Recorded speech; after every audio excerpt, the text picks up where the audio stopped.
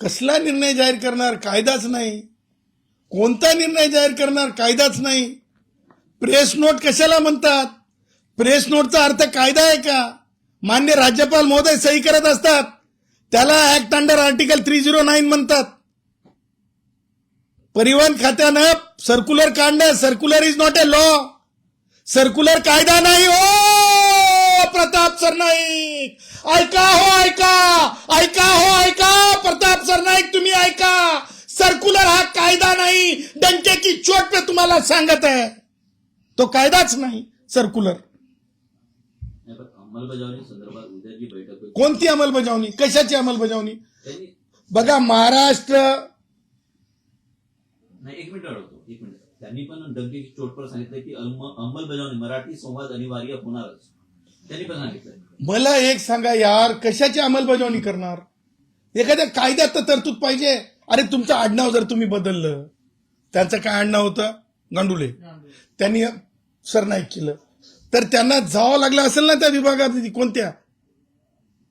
ते गॅजेट करण्यासाठी ते गॅजेट झालं असेल ना. त्याच प्रकारे मला तुम्हाला सांगायचंय, अरे कायदा आधी आणसाल की आधी अंमलबजावणी करसाल? त्यांची फसगत तिथं झाली.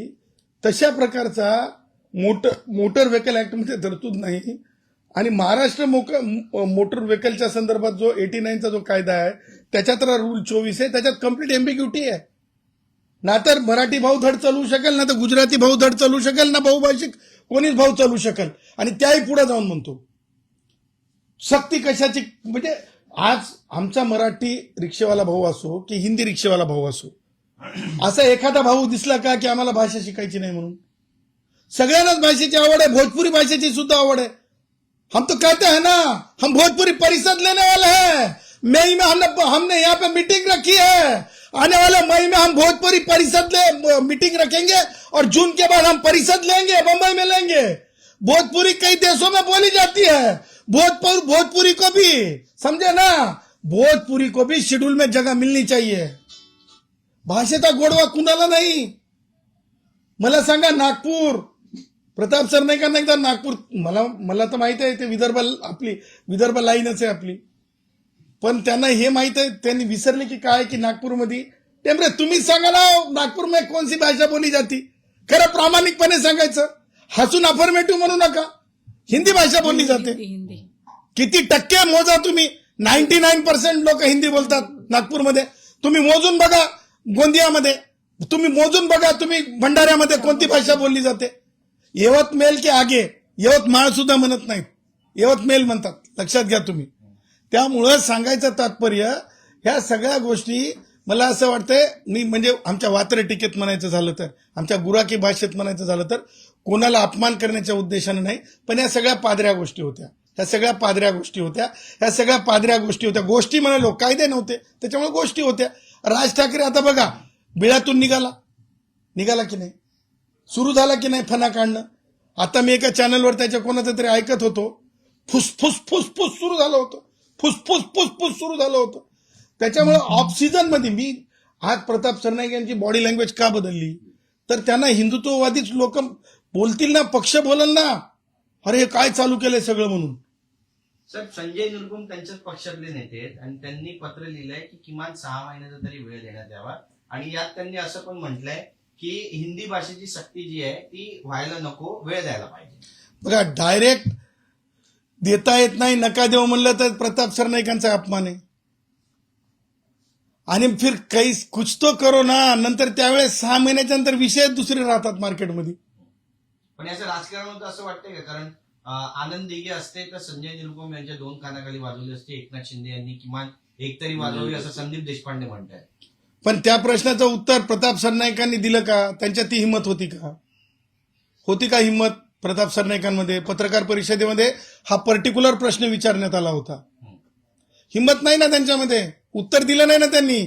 बघा तुम्ही पूर्ण प्रेस काढून, उत्तर दिलं नाही म्हणजे हिंमत नाही. उत्तर द्यायचं ना, दिस साइड और दैट साइड, उसे कहते हैं मंत्री. मंत्री का मतलब क्या होता है? मुखिया का मतलब क्या होता है? अरे अपने लेखन में, अपने पेन में वो ताकत हो, अपने वाणी में वो ताकत हो कि जनता जनार्दन तुम्हें चाहने लगे, अपना समझे. ये सब है ना, ये सब इनमें नाही आहे. याला गुणधर्म म्हणत असतात. हे गुणधर्म मला त्यांच्यात दिसत नाहीत. आणि म्हणून तुम्हाला सांगतो, मागच्या 2 दिवसापासून प्रताप सरनाईकांच्या व्यक्तिगत बाबी लोकांच्या समोर येत आहेत, जनतेच्या समोर येत आहेत. खास करून तुम्हाला सांगतो, मी एक व्हिडिओ दाखवतो.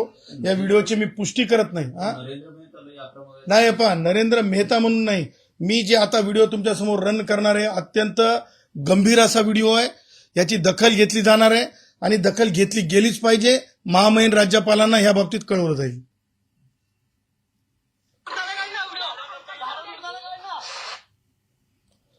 मी तुम्हाला सांगतो,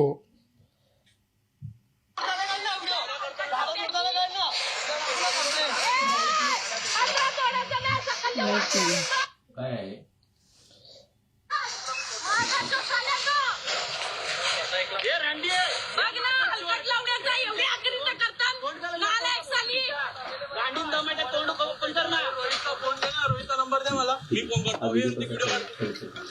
एवढी तरी कशी नालायकगिरी तुमच्या अंगात भरले, त्या काल्याच्या अंगण, त्या काल्याला हदासला इथे उभा करायला हलकट लावड्याला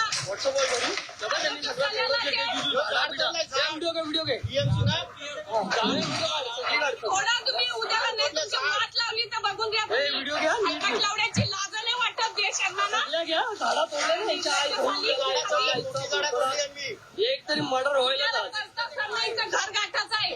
अरे दगडा फिक्सन डायरेक्ट सांगायचं तात्पर्य, एक महिला व्याकुळ होतीये, ती रडतीये की ती गैवरून गेलीये.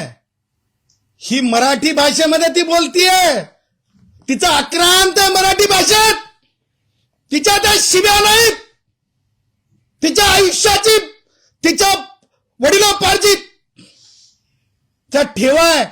त्या ठेव्यावर ज्या वेळेस रात्री मध्यरात्रीच्या नंतर अतिक्रमण होत आहे आणि ती नाव घेतेय मंत्र्याचं, प्रताप सरनाईकांचं, ती रंगाचा उल्लेख करतेय, काळ्या रंगाचा, ती नाव घेतेय कोण आहेत प्रताप सरनाईक.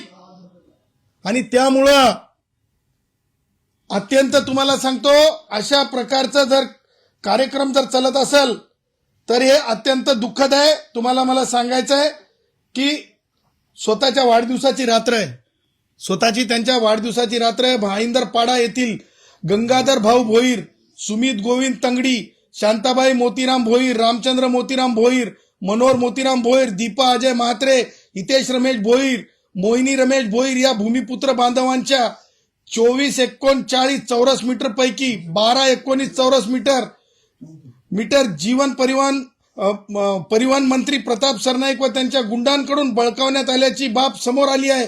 हा केवळ जमिनीचा प्रश्न नसून आपल्या हक्कांचा आणि स्वाभिमानाचा प्रश्न आहे. 27 एप्रिल 2026 रोजी सकाळी 11 वाजता म्हणजे लोक एवढे म्हणजे हे झालेत, परेशान झालेत. एकीकडे रिक्षावाले आमचे कष्टकरी, दुसरीकडे सामान्यपणे त्या गावचे मूळ रहिवासी, तिसरीकडे आणखीन एका आदिवासी गावचे लोक. हे जर अशी जर पद्धत असेल तर मी माझ्या आयुष्यामध्ये अत्यंत नम्रपणे सांगतो, मी अशा प्रकारे मंत्री म्हणून काम केलेला माणूस मी तरी पाहिलेला नाही. अत्यंत नम्रपणे सांगतो, हे सगळ्या गोष्टी येणाऱ्या काळात महामहिम राज्यपाल महोदय असतील, उपमुख्यमंत्री एकनाथरावजी शिंदे साहेब असतील, माननीय मुख्यमंत्री देवेंद्रजी असतील, माननीय उपमुख्यमंत्री पवारताई असतील, ह्या सगळ्यांना ह्या गोष्टी देण्यात येतील. उद्याच्या कॅबिनेट सुरू होण्याच्या अगोदर सगळ्यांच्या पोर्टलवर ह्या सगळ्या गोष्टी पाठवण्यात येतील. एवढंच नाही तर आज माननीय आमदार मेहता साहेबांनी स्पष्टपणे प्रताप सरनाईक मंत्री राहू नये, मंत्रिपदावरून गच्छंती व्हावी इथपर्यंत मागणी केलेली आहे. ह्या सगळ्या गोष्टींचा जे एकूण सारी पाठ जो आहे पाठवण्यात येईल. आणि हे जर होतच नसेल तर आमच्याजवळ दुसरा पर्याय नाही. प्रताप सरनाईकांची केस एका दक्षिणातल्या एका मंत्र्याच्या सारखीच सिमिलर केस असल्याने ती केस घेऊन मान्य उच्च न्यायालयात सुद्धा जावं लागेल. ह्या सगळ्या गोष्टी मान्य हायकोर्ट समोर ठेवाव्या लागतील. कारण ममत्व, बायस, संविधान विरोधी, नाहक बोलणं, नाहकपणे टीका करणं, चॅनलवर येऊन धमक्या देणं. मला धमकी दिली त्यांनी एका तुमच्या एका निजी चॅनलच्या समोर. म्हणे स्वागत केलं असतं, मैंने हे केलं असतं. ये बाल भी बाका नहीं कर सकते हो प्रताप सरनाईक, ये बाल भी बाका नहीं कर सकते हो. वो चैनल के सामने तुमने बोले शिवसैनिक. ओ प्रताप सरनाईक, कोणत्या विद्यापीठात शिकलेला याची जाण नसेल. हे की नाही डॉक्टरेट आहे, डॉक्टर बाबासाहेब आंबेडकर मराठवाडा विद्यापीठाचा. हे काय लेचा पेचा नाही, 100 गोष्टीत फसलेला नाही. खोलामध्ये पाय, लक्षात ठेवायचं. शिंदे साहेबांना सांगतो, हा चॅनलवर येऊन माणूस धमक्या देत आहे, मी तुम्हाला कटिंग पाठवतो. त्यामुळं ह्या माणसाच्या बाबतीमध्ये लवकरात लवकर कारवाई व्हावी अशी अपेक्षा आहे.